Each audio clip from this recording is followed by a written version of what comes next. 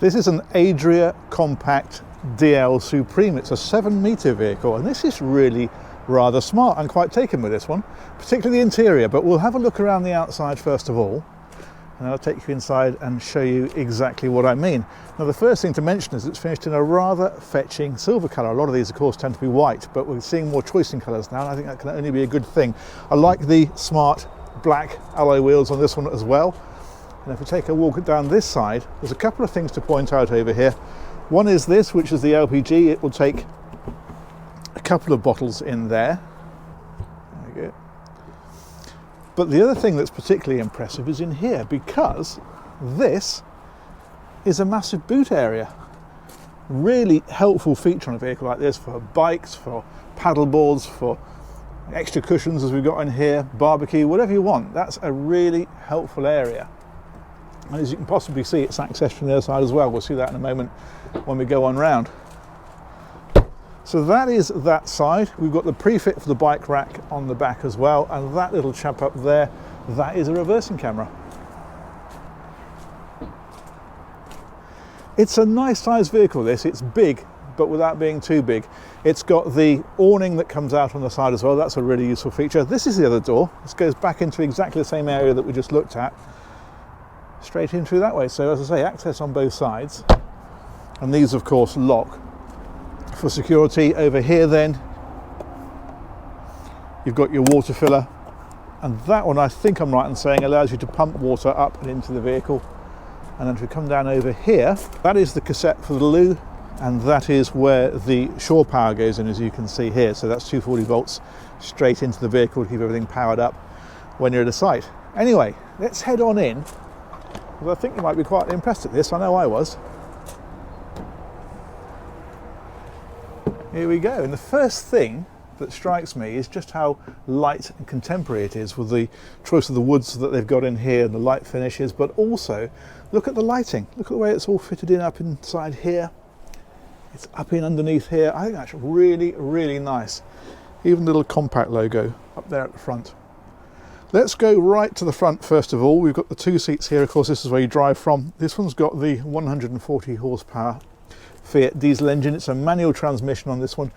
That is the screen for that reversing camera that I was pointing out at the back. Other things that you've got up here, these are blinds that come across like so.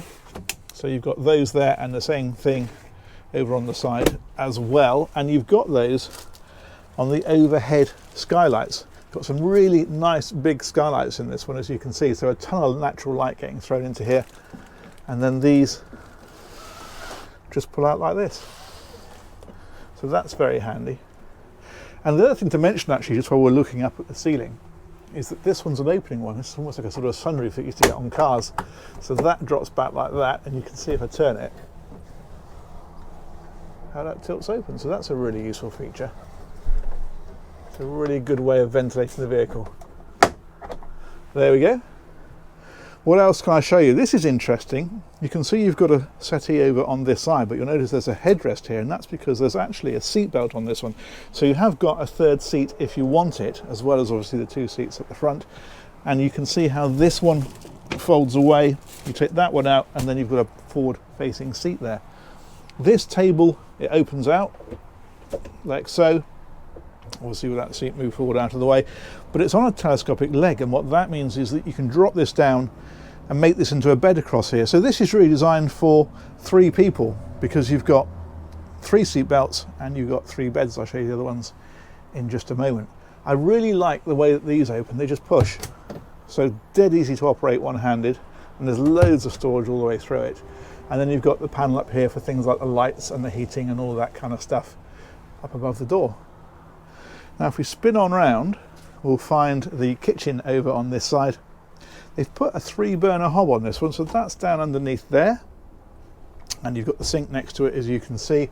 Again, a ton of this storage all the way along in places like this. That's really good. As I say, I do like the way those open. Nice and easy. And then underneath that, that one there is access to some of the plumbing. Of course, you've got the sink in behind there, but then you've got some really decent sized drawers underneath it, like so, all the way across, and then an oven here as well. Again, more of this funky lighting. You can see it down underneath here. There's a fridge with a freezer compartment, more storage underneath that, and then on the other side of the vehicle we've got a toilet compartment. So this has got a door that slides across like so,